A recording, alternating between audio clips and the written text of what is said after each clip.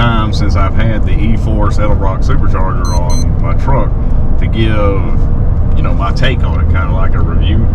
That's the old lady right there. God, she was in the ditch. She drives like you. Anyway, let's start off with the fuel economy.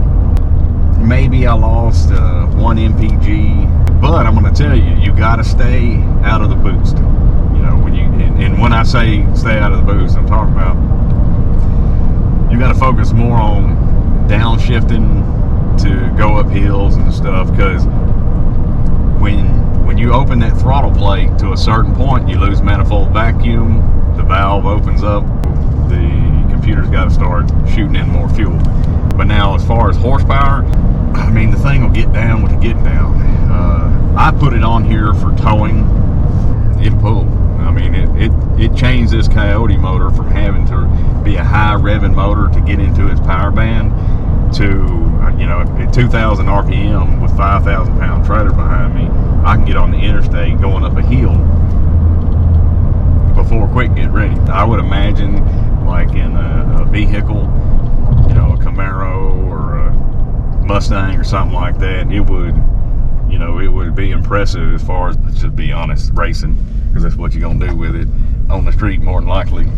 It was $6,500, delivered to my door in a crate. It came with all the components. Me and my buddy Scooter, we put it on in his shop in a weekend. The quality of it is outstanding.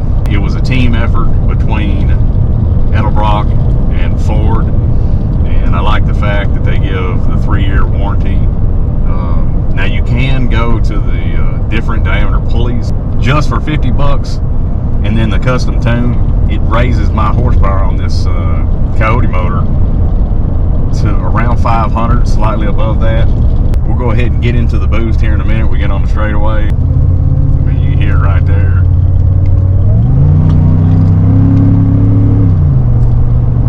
And I can tell you this, I've got pretty tall tires.